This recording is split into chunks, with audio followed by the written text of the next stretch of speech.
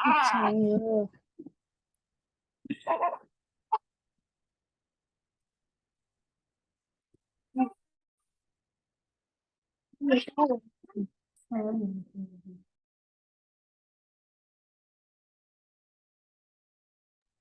Baik, Bismillahirrahmanirrahim. Assalamualaikum warahmatullahi wabarakatuh.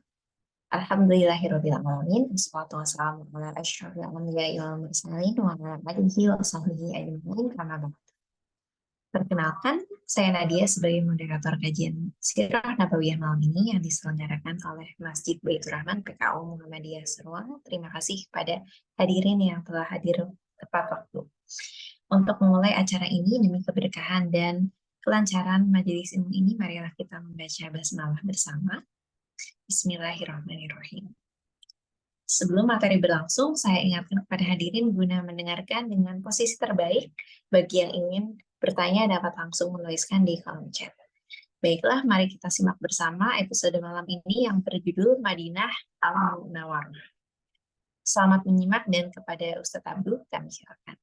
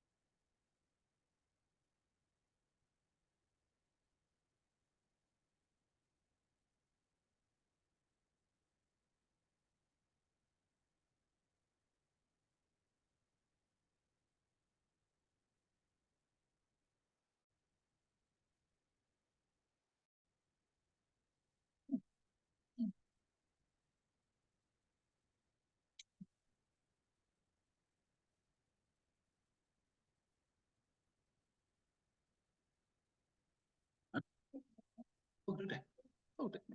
Gue nggak denger.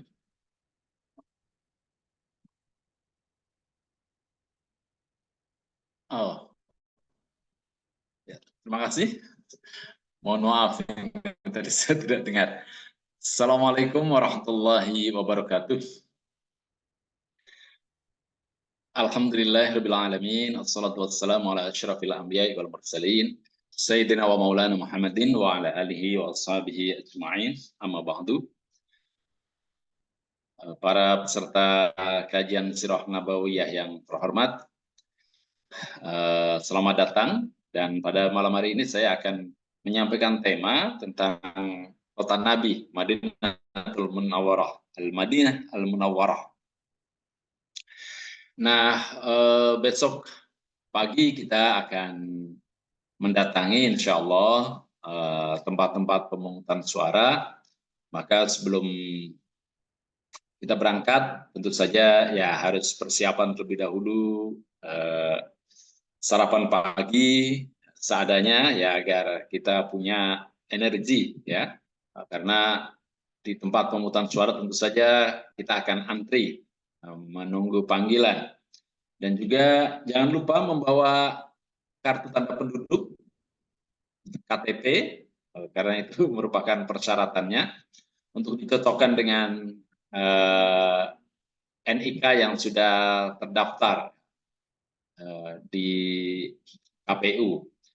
Nah, kemudian juga saya harapkan kita berdoa terlebih dahulu, sholat duha, kemudian kita berdoa agar pilihan kita adalah pilihan yang benar, dan siapapun yang kita pilih itu akan menjalankan amanat dengan sebaik-baiknya, dan semoga pilihan kita ini akan menjadi pemimpin bagi bangsa ini. Apakah itu anggota DPRD kota, DPRD provinsi, DPR RI, kemudian juga presiden dan juga DPD, ya, anggota Senat di MPR nanti. Nah, tentu saja sebelum kita pakainya ini ya masih manual kita ya. Pakai kertas yang lebar, nah ini juga sebetulnya cukup mengganggu ya, kertasnya lebar banget. Padahal kita baca koran aja sekarang sudah ada dan diganti dengan sudah secara online ya, pakai jajet gitu. Nah sekarang kotak kertas suaranya selebar koran. Nah ini tentu saja sangat tidak praktis. Mudah-mudahan kita kelak mempunyai pemimpin yang nanti bisa mengawal sebuah undang-undang agar pas saat pemilu itu kita tidak perlu berbondong-bondong ke TPS, cukup dari rumah ya, pakai ya, bisa secara online, pakai handphone, pakai gadget ya, dan ya jadi semua yang mendaftar itu sudah dapat PIN masing-masing. Tinggal nanti pas saatnya tinggal masukkan PIN itu ya, asal koneksi internet itu bagus ya, insya Allah lancar itu. Nah, zaman kita yang sudah serba digital, uang saja kita mau transfer kemanapun, pembayaran apapun sudah pakai elektronik ya, dan insya Allah tidak ada masalah ya, tidak ada uang kita aman-aman saja di bank. Artinya kalau kita menggunakan hak pilih pakai secara elektronik pun itu ya insya Allah selagi orang-orangnya jujur, KPU-nya jujur, ya, kemudian diawasi dengan Bawaslu-nya juga bekerja, nah, tidak seperti sekarang yang kalau ada laporan terkait dengan penguasa kemudian tidak mau bekerja, ya tidak mau ditindaklanjuti, nah itu lain hal, ya.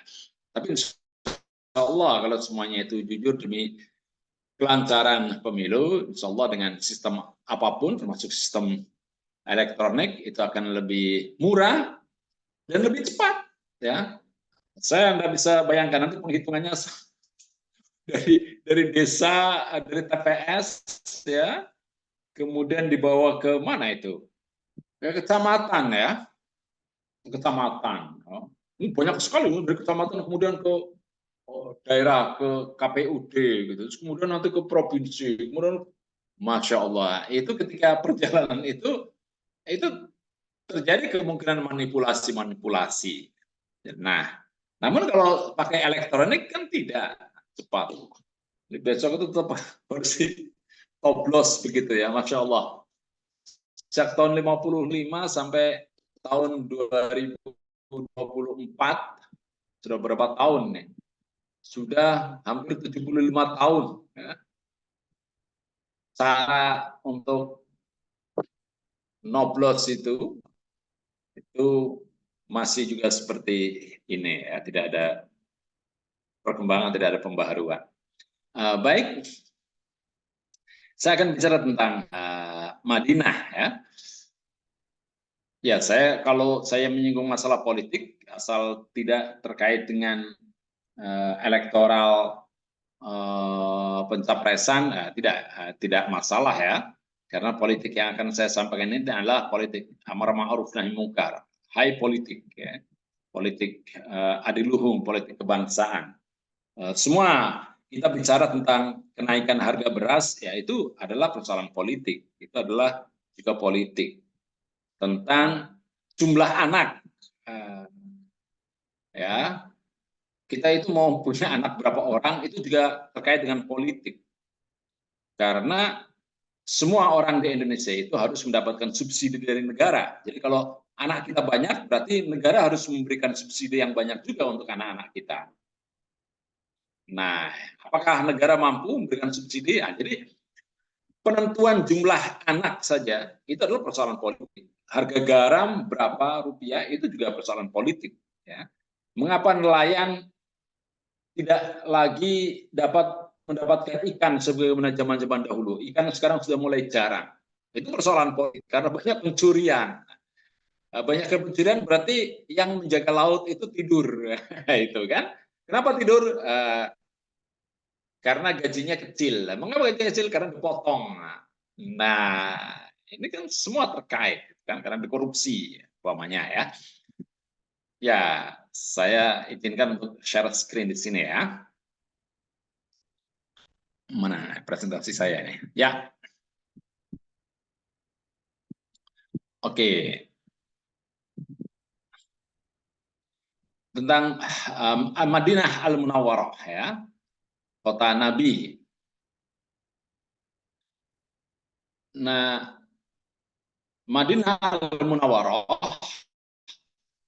ini tadinya adalah bernama Yasrib. Yasrib artinya apa? To conquer, menaklukkan. Jadi kota yang penuh dengan kemenangan. Dan Yasrib ini merupakan tujuan masyarakat Arab dan non-Arab ya untuk bermigrasi. Umpamanya saja orang-orang Yahudi ketika mereka terusir dari Syam, dari wilayah Palestina, wilayah yang Israel sekarang ini, mereka terusir pada zaman Romawi. Di antara tujuan mereka berpindah itu adalah Yatsrib, karena Yatsrib itu terkenal sebagai daerah yang subur. Nah, daerah yang subur, kemudian juga orang-orang dari Yaman, ketika bendungan Ma'arib yang ada di Yaman itu jebol. Bendungan Ma'arib itu bendungan yang dibangun sejak Ratu Saba, Ratu Balkis dari kerajaan Saba. Itu karena tidak dipelihara dengan baik, akhirnya jebol. Negeri Saba, negeri Yaman yang tadinya makmur, kemudian akhirnya mengalami kekeringan. Jadi nikmat Allah yang diturunkan kepada masyarakat Sabah, kepada kerajaan Sabah, tidak dijaga dengan sebaik-baiknya oleh masyarakat Sabah, ya, sehingga Allah menurunkan penderitaan. Nah, kita pun demikian, bangsa Indonesia yang sudah dikaruniai hutan yang sangat hijau, tanah yang subur, kemudian juga kekayaan alam, ya, emas, tembaga, nikel, bauksit, dan sebagainya. Kalau tidak dijaga dengan baik, kalau dieksploitasi tanpa perhitungan, itu pun nanti akan berubah menjadi malapetaka. Ya. Minyak. Ya. Banyak negara-negara yang justru mengalami malapetaka karena minyak, karena hasil bumi. Nigeria umpamanya. Kalau negara-negara yang lain bisa mengatur dengan baik, Kuwait bisa memajukan negerinya dengan minyak, Qatar juga demikian, Emirat Arab, Saudi juga demikian, maka Venezuela, kemudian juga Nigeria itu tetap miskin. Bahkan terjadi perang saudara di sana, orang saling membunuh karena minyak. Kemudian juga karena berlian di Kongo, di Angola itu masyarakatnya miskin, padahal mereka itu punya minyak juga. Nah, jadi tidak serta-merta hasil alam itu menjadikan sebuah negeri itu menjadi makmur. Singapura tidak memiliki apa-apa, tidak memiliki hasil bumi, namun Singapura adalah negara yang sangat makmur, ya. Tingkat pendidikannya juga sangat baik, ya. Dan juga hukum serta keadilan terwujud dengan baik. Nah, sementara kita, negara kita, hutan ditebangi sedemikian rupa, itu kan, untuk jadikan macam-macam food estate ataupun IKN. Nah, terus kita tanya kemana kayu-kayu hasil hutan itu? Nah, itu tidak jelas juga. Nah, jadi inilah ya, kembali lagi kita lihat bahwa Allah itu bisa mencabut nikmat yang telah ada dalam sebuah negeri, dalam sebuah kota, dalam sebuah negara. Nah, sebagaimana Yaman dulu. Yaman itu adalah Abul Arab. Bapaknya orang-orang Arab itu adalah Yaman itu. Namun sekarang Yaman dilanda peperangan. Ya. Dulu negeri yang paling indah itu adalah Syam. Ibu kota Romawi itu adalah Damaskus. Orang Heraklius itu menempati kota Damaskus, yang membangun Damaskus di Syria itu adalah Romawi, Heraklius. Namun sekarang Syria itu adalah negara yang rakyatnya itu sangat menderita. Silih berganti kudeta, ya. Para jenderal itu saling berebut kekuasaan dan rakyatnya itu selalu ditindas, gitu. Tidak bebas mengeluarkan pendapat. Ekonominya juga tidak pernah baik. Sudah demikian mereka senang berperang, tapi melawan Israel pun tidak berani. Nah, ini kan lucu. Mereka justru yang banyak membunuhi orang-orang Palestina. Nah, jadi orang-orang Palestina itu bukan hanya dimusuhi oleh orang-orang Israel, tapi juga oleh orang-orang Syria, para penguasa Syria itu, kemudian juga orang-orang Yordania, ya, juga Mesir, ya, juga sebagian Lebanon. Jadi mereka sebagai pengungsi itu sangat tidak nyaman hidup mereka itu. Terus dari kampung halaman oleh orang-orang Israel, mereka dibunuh, ditembaki, tapi tidak pernah dibela. Bahkan seringkali mereka juga mendapatkan ancaman pembunuhan di Lebanon, di Syria, di Yordania. Bahkan ya dekat perbatasan dengan Mesir itu. Nah, ini sangat mengenaskan ya. Nah, kembali lagi kepada kota Nabi ini. Jadi Madinah ini menjadi tujuan hijrah masyarakat, baik itu orang-orang Yahudi maupun orang-orang Yaman, ya. Karena kota Madinah ini, Yasrib ini adalah kota yang sangat subur. Dan landmark kota ini ada 3 ya untuk zaman modern sekarang ini, yaitu Masjid Nabawi, ya, merupakan ya kota suci bagi umat Islam juga, dan juga ya siapa yang sholat di sana maka derajatnya itu sampai 1000 kali sholat di masjid biasa. Ya. Nah, kemudian juga Masjid Kuba ini masjid yang pertama kali didirikan oleh Nabi. Kemudian juga Masjid Kiblatain. Masjid Kiblatain itu masjid yang dulu pernah terjadi pemindahan kiblat. Dari tadinya Nabi setiap kali sholat menghadap Yerusalem, Baitul Maqdis, kemudian berpindah menghadap kepada kota Mekah. Ah, ini Masjid Nabawi ya. Ini masjid ini sudah sangat modern ya. Dulu tidak sebesar ini. Dan kota Madinah, kota Yatsrib ya, kota Madinah di zaman Nabi itu, wilayahnya Nabi itu ya cuma hanya sekitar ya 5 hektar ini. Kemudian di tempat lain ya daerah oase yang subur lagi itu adalah tempatnya orang-orang Yahudi Bani Quraidah, Bani Nadir ya, dengan jarak ya sekitar 5 kilometer. Masjid Nabawi, nah ini adalah Masjid Kuba. Tentu saja ini adalah bangunan modern. Nah, dulu ketika di zaman Nabi, ya bangunannya masih sangat sederhana. Ya. Bahkan tidak ada atapnya. Nah, ini didirikan ketika Nabi pertama kali hijrah. Nah, kemudian ini adalah Masjid Kiblatain, Masjid 2 kiblat.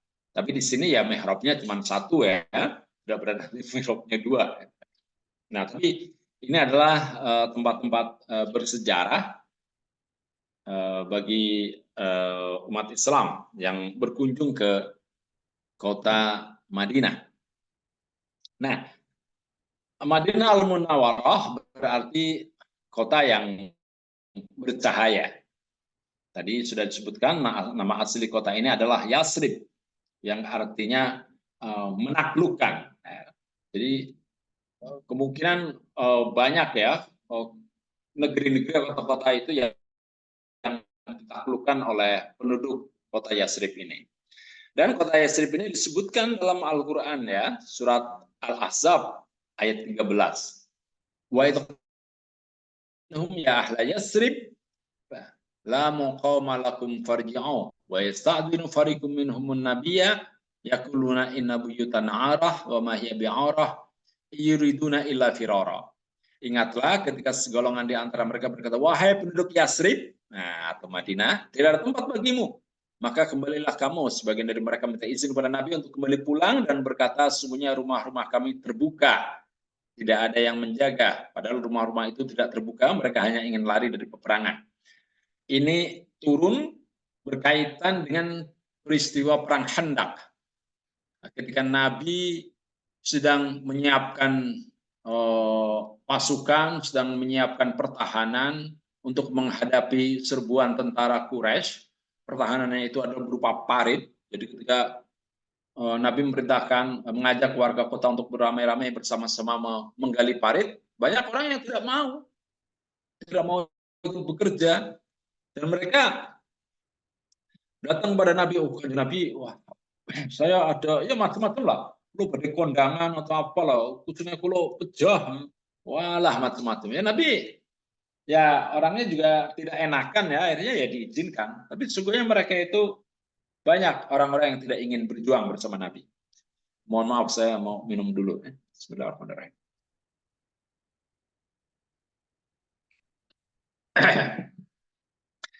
Nah, jadi di zaman Nabi pun banyak orang-orang yang biasanya selalu bersama Nabi. Ketika Nabi memberi mereka itu tugas, banyak juga yang mangkir itu kan. Wah, dan alasan macam-macam lah. Wah, kulo sampun kulo lah, jangan saya lah. Sama lah dengan keadaan kita ya. Begitu ada tugas untuk jadi panitia, jangan saya lah, jangan saya lah. Nah, itu kan. Tapi ketika ada pembagian amplop kayak gitu, oh iya saya belum. Wah, itu kan. Nah, lucu ini manusia itu kadang-kadang. Apalagi menjelang pemilu ini kan. Nah, ini nanti malam, besok pagi ya, mungkin ada pembagian amplop waktu fajar, waktu subuh ya. Ada serangan fajar, serangan subuh, mungkin serangan duha juga gitu kan. Ada nggak serangan syuruk? Ya, wah itu bagaikan, nah itu sesungguhnya kayak seperti bansos segala macam yang dibagikan pada masyarakat itu sebetulnya adalah uang negara yang diberikan kepada masyarakat. Tapi seolah-olah itu adalah kebaikan dari penguasa, dari Jokowi sekarang ini. Padahal itu bukan ya, bukan dari uangnya Jokowi itu kan, tapi dari uang rakyat juga, uang negara. Nanti yang mengembalikan juga harus rakyat. Jadi yang dilakukan Jokowi ini adalah politik gentong babi.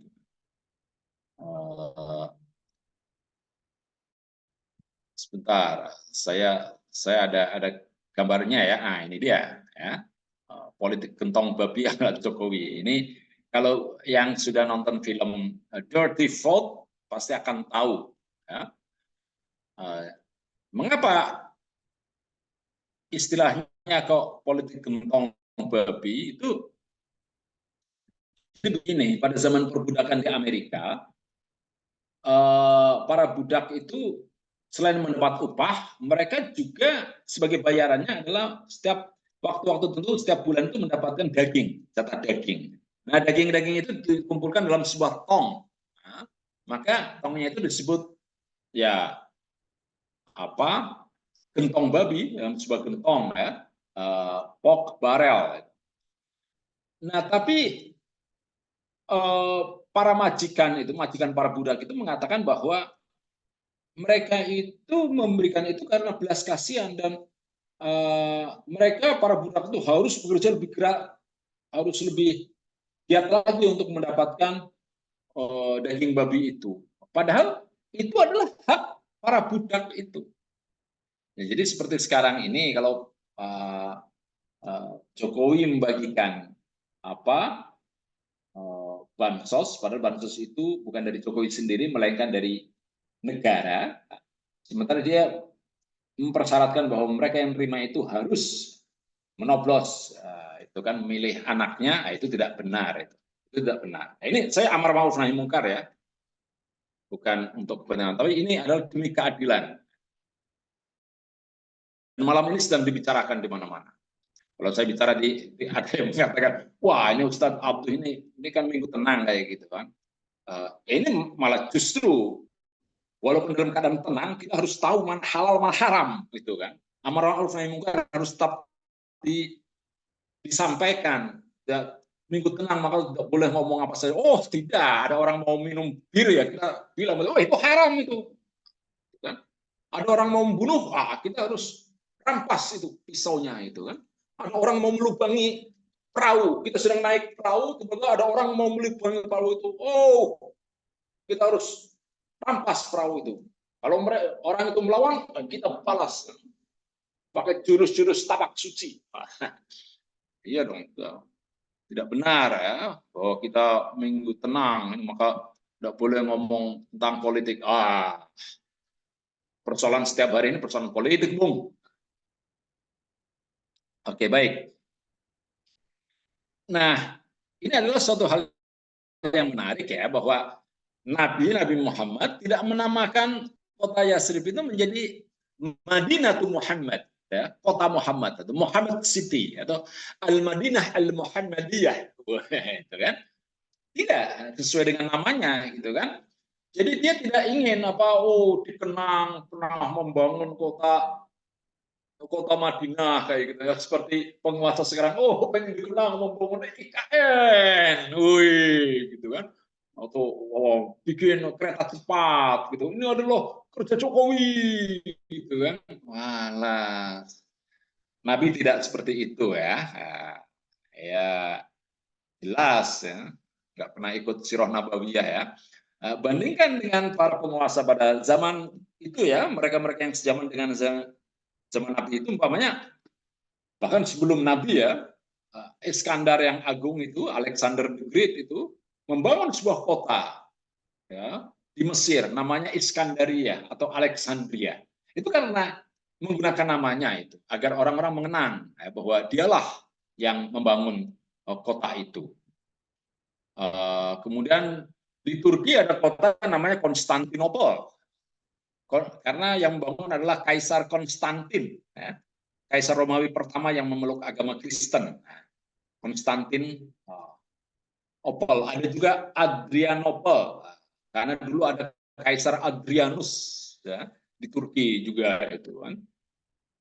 Nah, selalu para raja, para penguasa itu membangun kota sesuai dengan namanya. Tapi Nabi tidak. Tidak itu kan. Di zaman modern juga di Vietnam itu dulu ada seorang pejuang, orang namanya Ho Chi Minh. Itu juga kota Saigon, kota Hanoi, Saigon ya. Dinamai sesuai dengan namanya Ho Chi Minh City. Di Rusia ada kota namanya Petersburg. Itu karena untuk menghormati Saint Peter, Santo Petrus, ya, salah seorang wali dalam agama Katolik gitu, yang disucikan oleh orang-orang Rusia. Ketika Rusia itu masih bernama Uni Soviet, dulu ada kota namanya Stalingrad, karena dulu ada penguasa yang bernama Joseph Stalin. Agar dia dikenang, maka dia menamakan kota Saint Petersburg itu diganti dengan Stalingrad.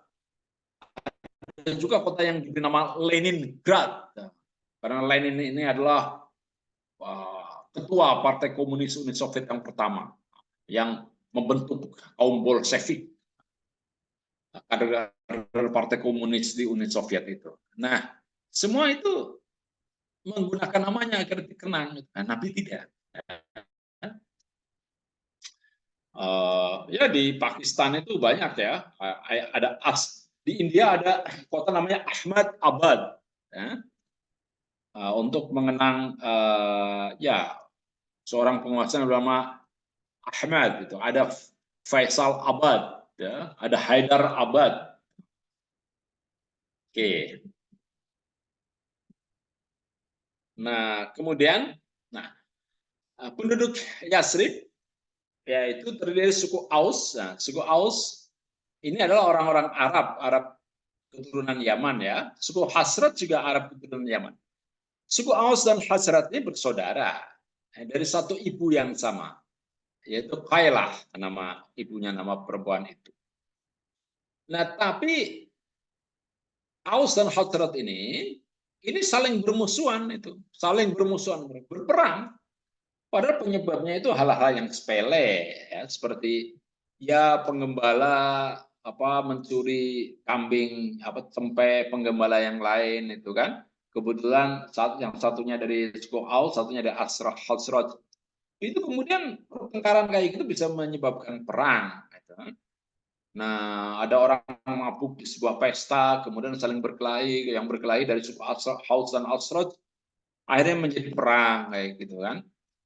Nah, selain Aus dan Khazraj ada orang-orang Yahudi. Ini yang paling besar ya. Ada juga Yahudi Bani Sa'labah dan sebagainya. Tapi yang besar itu adalah suku-suku yang besar adalah Bani Qainuqa, kemudian Bani Nadir dan Bani Quraidah. Nah, walaupun Yasrib ini mayoritas itu adalah orang-orang Arab, tapi yang menguasai ekonomi adalah tiga suku Yahudi ini. Tiga suku Yahudi ini menentukan ekonomi dan juga menentukan politik. Ya. Nah, ini sama dengan Indonesia ini. Walaupun mayoritas ini orang-orang Islam, tapi yang menentukan ini adalah orang-orang bukan Islam, ya. Bukan orang Melayu, orang-orang Cina. Nah, ini seperti penduduk Madinah zaman dulu. Kenapa? Karena orang Arabnya itu sering berantem sama mereka, ya. Miskin. Nah, kita juga orang Islam di Indonesia itu miskin. Pendidikannya itu ya sangat rendah. Bandingkan dengan orang-orang keturunan Cina itu. Kebanyakan mereka itu hebat ya di bidang untuk pendidikan. Ya. Pendidikannya tinggi. Para atlet itu, atlet badminton, kebanyakan dikuasai orang-orang anak-anak Cina. Alan Budi Kusuma, kemudian Susi Susanti, Rudi Hartono, Lim Swee King, ya, mereka orang-orang hebat. Ya. Nah, kita harus hormat ya kepada kinerja mereka. Nah, kita tidak boleh membenci. Saya menyampaikan ini agar kita orang-orang Islam itu ayo seperti mereka dong. Bukankah Nabi sudah mengatakan utlubul ilma walau bisin? Ya, carilah ilmu hingga ke negeri Cina. Nah, akhirnya orang-orang Yahudi ini diusir oleh Nabi ya, karena mereka memang licik. Ya, mereka licik. Tidak mau dipimpin oleh Nabi, akhirnya diusir ketika suku Yahudi ini. Ya. Sehingga akhirnya Nabi lah yang menguasai Madinah dengan sepenuhnya. Nah, kita perlu belajar ini ya, mengapa orang-orang Arab yang tadinya menguasai kota Yatsrib, kemudian akhirnya ekonomi mereka dikuasai oleh orang-orang Yahudi, gitu kan? Dengan kedatangan Nabi, kemudian Nabi mengatur, tapi ternyata orang-orang Yahudi ini justru tidak mau diatur, sehingga akhirnya dihukum oleh Nabi, diusir keluar dari kota Madinah. Nah, tapi ya tidak berarti bahwa kita nanti harus berkuasa kemudian mengusir. Oh tidak ya, tidak benar begitu. Kalau mereka sudah taat kepada aturan siapapun ya yang datang ke Indonesia, apakah itu orang Eropa, orang Afrika, orang kulit hitam, orang Jepang, orang Korea, datang ke Indonesia kemudian taat dengan Pancasila dan Undang-Undang Dasar 45, nah, silakan.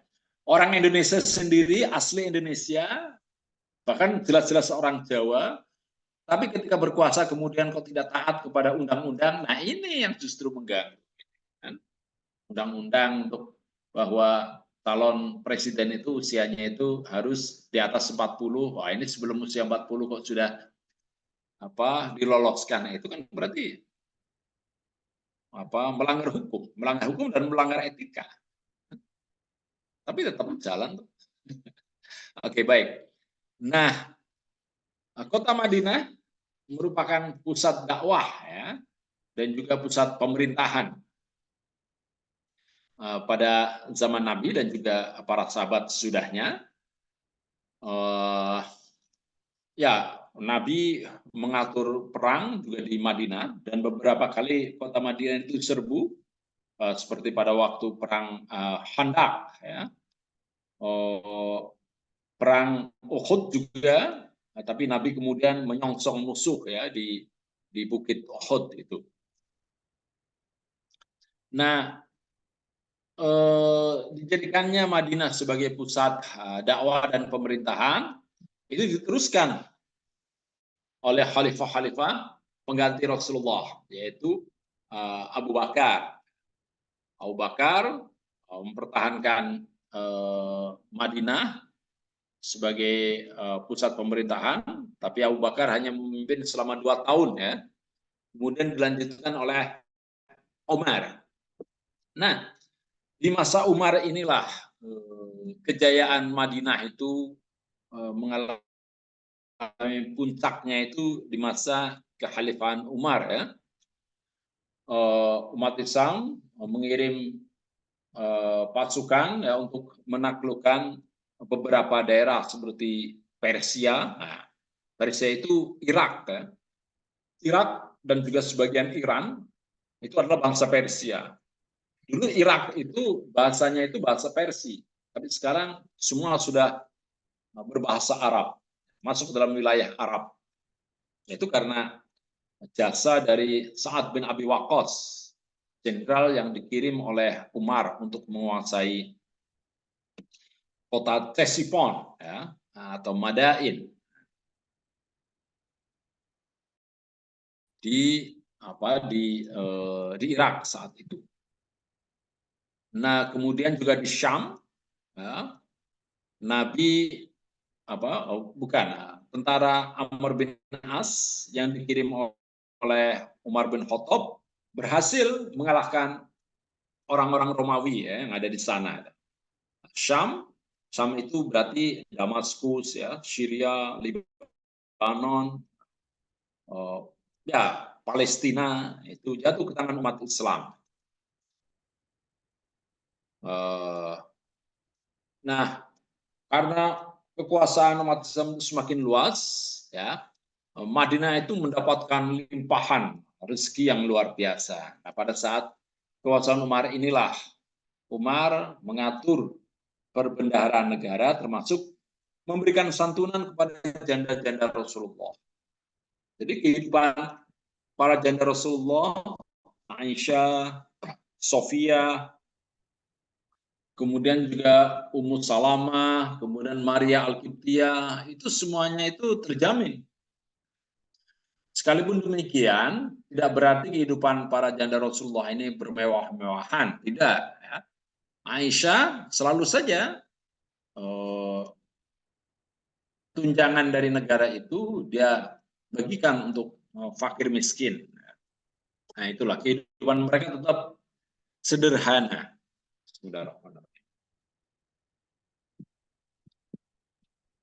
Nah, di masa Umar inilah maka kemudian umat Islam mengalami kejayaan ya. Nah, di masa Umar ini cukup panjang ya, menjadi khalifah. Kemudian beliau itu meninggal dan akhirnya yang dipilih adalah Utsman menggantikan beliau. Nah, Utsman juga mempertahankan Madinah sebagai pusat pemerintahan.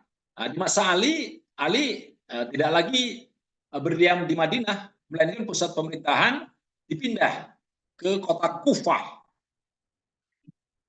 Kota Kufah itu berada di Irak sekarang ini ya.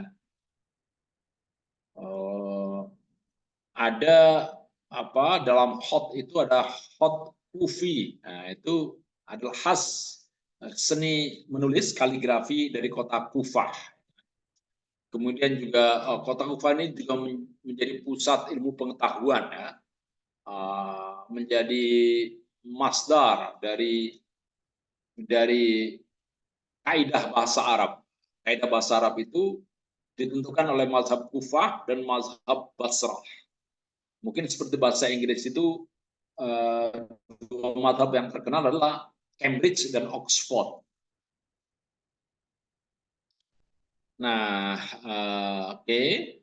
Mengapa Ali tidak tinggal di Madinah? Karena pada saat Ali menjadi pimpinan, Madinah terjadi huru-hara setelah wafatnya Utsman bin Affan karena dibunuh. Oke. Dan nah, kemudian dilanjutkan setelah Ali terbunuh, yang menjadi pemimpin umat Islam adalah Muawiyah.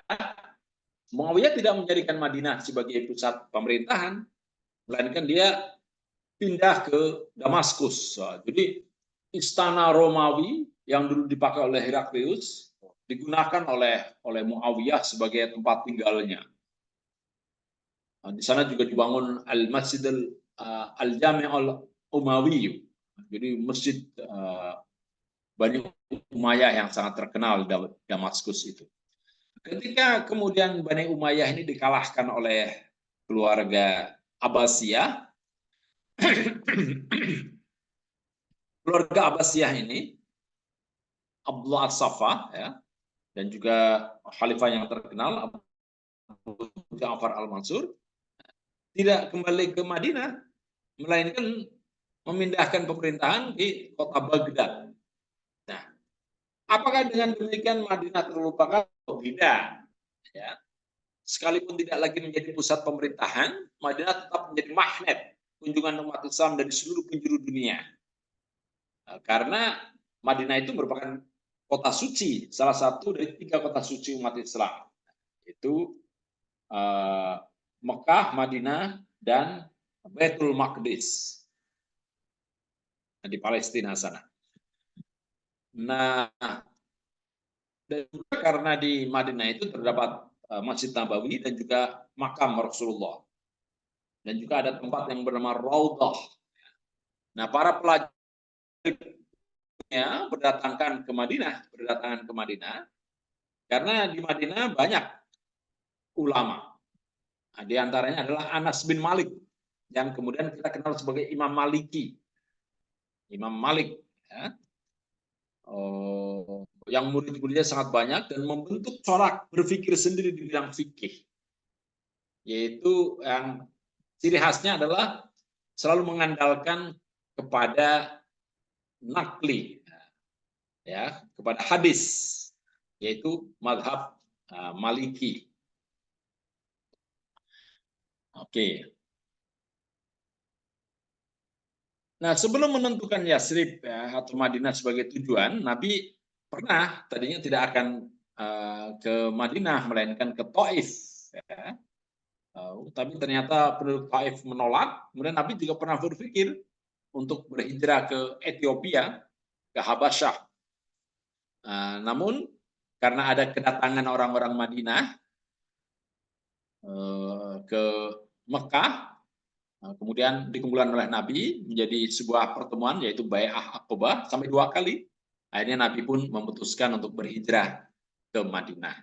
Nah, sebelum hijrah ke Madinah, Nabi sudah mengirim seorang yang sangat pandai, anak muda yang cerdas, penampilannya juga menawan, berpakaiannya selalu rapi, jadi orang senang melihatnya, dan sangat terpelajar, ya, bahasanya halus, untuk datang ke Madinah untuk berdakwah terlebih dahulu. Jadi ada juru kampanye dulu di Madinah itu, yang menyampaikan bahwa nanti akan datang seorang nabi, ini loh ajaran-ajarannya. Jadi ketika Nabi belum datang, banyak orang-orang Madinah itu, orang-orang Yasrib itu sudah beriman, sudah sangat tahu sosok Nabi itu, ya, karena jasa dari Mus'ab bin Umair ini.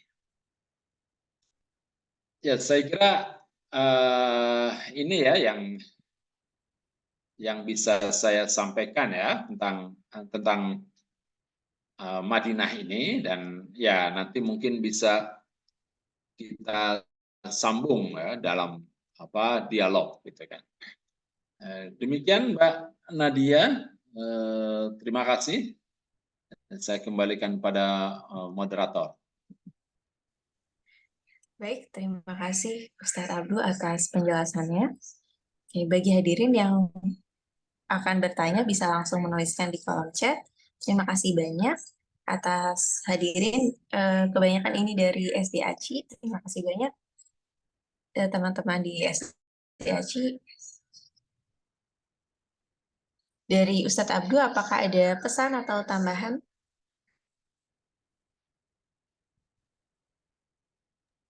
Ya, baik. Ini yang perlu kita contoh ya dari salah seorang khalifah ya, yang memajukan kota Madinah, yaitu Umar bin Khattab.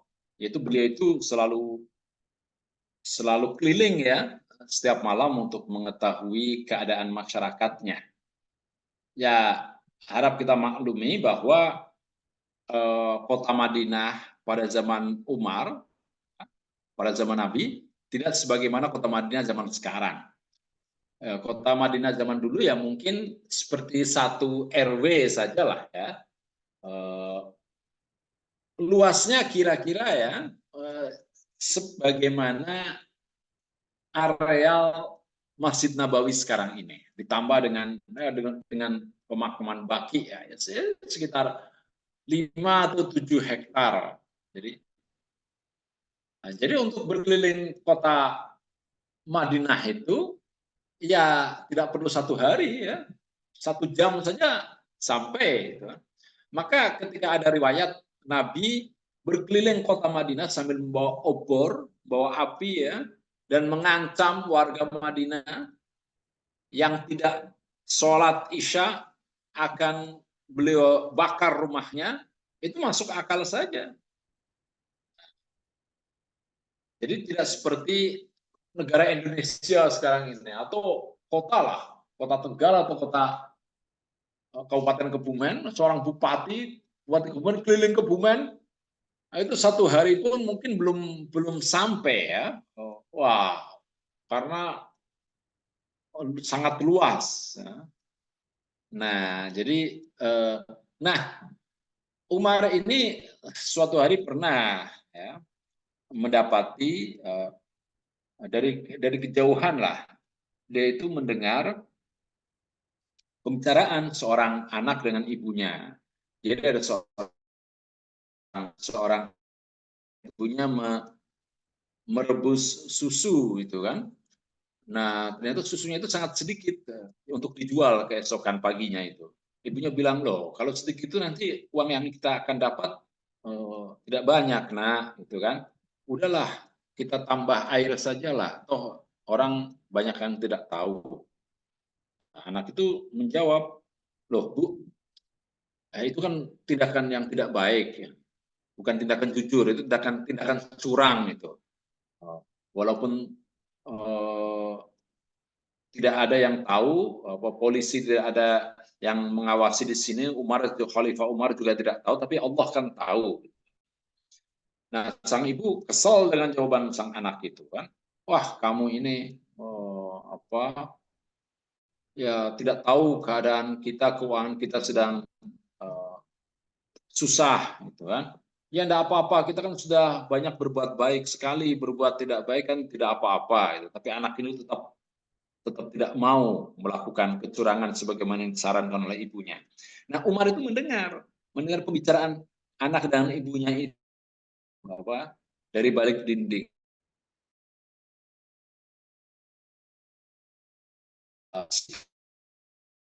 Anak perempuan itu, maka keesokan paginya dipanggillah anaknya, putra Umar, dan kemudian dinikahkan dengan gadis itu, gadis penjual susu itu ya, gadis yang sangat jujur. Nah, jadi Umar itu melihat pada karakternya, agamanya, akhlaknya ketika meminang gadis penjual susu itu, bukan dari wajahnya dulu, gitu kan?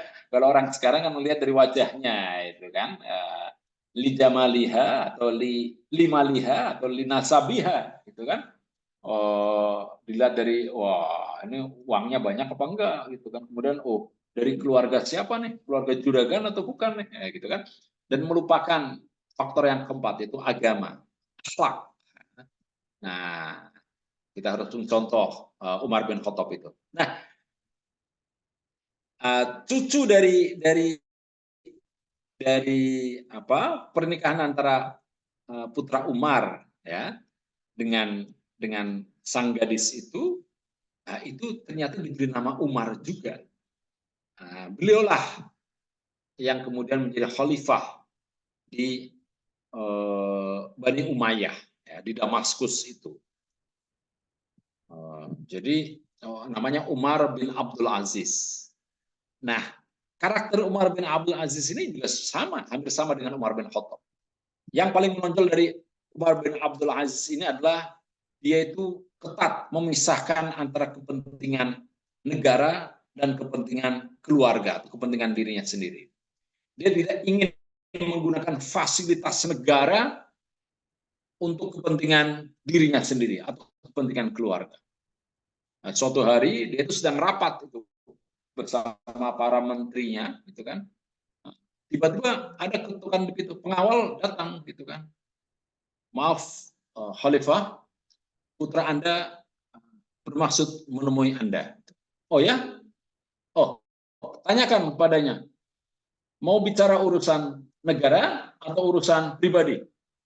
Sang pengawal datang, tanyakan kepada putra Umar bin Abdul Aziz itu.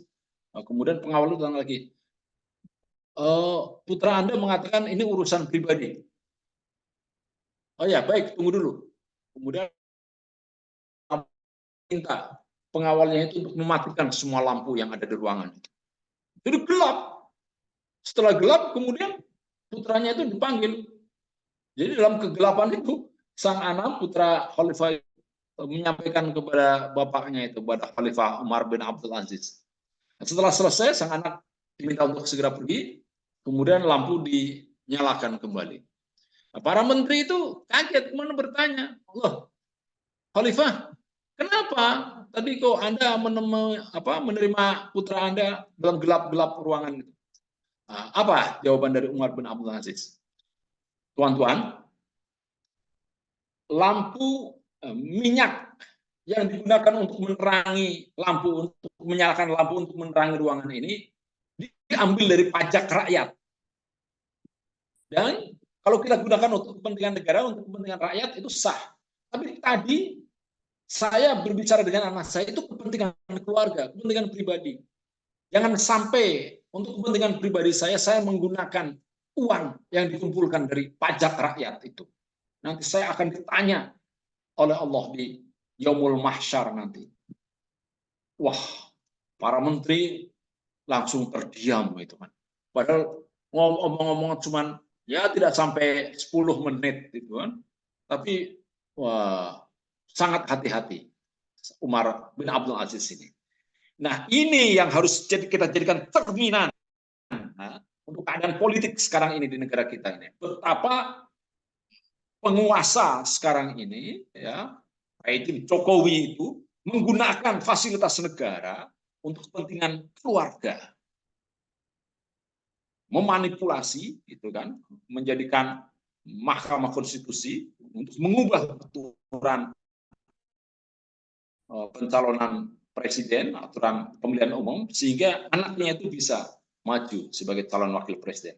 Ini sebuah tindakan yang sangat memuakkan, menjijikkan, melanggar aturan, melanggar konstitusi, melakukan kezaliman, dan mari kita lawan besok. Kita harus melawan kezaliman itu. Dan kita tidak apa-apa. Kalau kita punya kekuatan, lawan biyadihi dengan kekuatan fisik. Kalau tidak, dengan bicara. Kalau tidak, ya dengan hati. Nah, kita sekarang ini punya cara untuk melawan adalah dengan tidak memilih calon yang didukung oleh Jokowi itu. Karena itu dia setelah berbuat kezaliman, Ya la yanalu ahdi az-zalimin. Janjiku ini, kata Allah, tidak akan berguna bagi orang-orang yang zalim. Saya kira demikian, Mbak Nadia. Dan karena tidak ada yang bertanya, gitu kan, ya kita akhiri saja ini. Oh, saya sangat senang sekali kalau ada Bawaslu yang mendengarkan ini ya. Oke. Mari kita akhiri dengan baca doa bersama-sama. Ya, semoga pemilihan umum besok kita bisa memilih pemimpin yang betul-betul amanah, ya, baik DPRD kabupaten kota, DPRD provinsi, DPR RI, DPD, serta presiden. Ya. Semoga kita mendapat presiden yang amanah, yang bastotan fil ilmi wal jismi, sebagaimana yang disampaikan Allah dalam surat Al-Baqarah ayat 246 itu kan, bahwa kita ini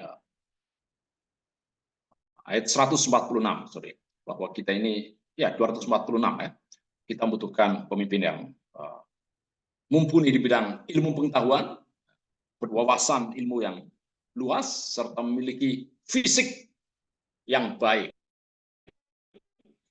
dan yang sudah penyakitan. Wah, menjadi presiden rapat kan sampai malam itu kan. Wah, kalau sudah ngantuk kan ya bagaimana ya? Jadi ketua PCM aja kan rapatnya sampai malam ya Pak Istiqlal ya. Apalagi jadi presiden. Waduh, mau untuk membayar utang negara ini bagaimana itu? Membayar utang dari bank-bank lokal saja kita. Baik, mari kita berdoa. Bismillahirrahmanirrahim. Alhamdulillahirabbil alamin. Allahumma shalli ala Muhammad wa ala alihi wa ashabihi ajma'in. Allahumma la tuzigh qulubana ba'da idh hadaytana wa hab lana min ladunka rahmah innaka antal wahhab. Allahumma malikal mulki tu'til mulka man tasha wa tanzi'ul mulka mimman tasha wa tu'izzu man tasha wa tudhillu man tasha bi yadikal khair. Innaka ala kulli syai'in qadir. Tulijul laila fin nahari wa tulijul nahara fil laili wa tukhrijul hayya minal mayyit wa tukhrijul mayyita minal hayyi wa tarzuqu man tasha'u bighairi hisab. Allahumma walli alaina khiyarana wa la tuwalli alaina shirarana. Allahumma walli alaina khiyarana wa la tuwalli alaina shirarana. Ya Allah, jadikanlah pemimpin kami adalah orang yang terbaik di antara kami, dan jadikan pemimpin kami itu justru orang yang buruk di antara kami, ya Allah. Allahumma adkhilna mudkhala sidqin wa akhrijna makhraja sidqin waj'al lana min ladunka sultanan nasira. Allahumma ij'al hadha baladan amina warzuq ahlihi min at-thamarati man amana minhum billahi wal yawmil akhir.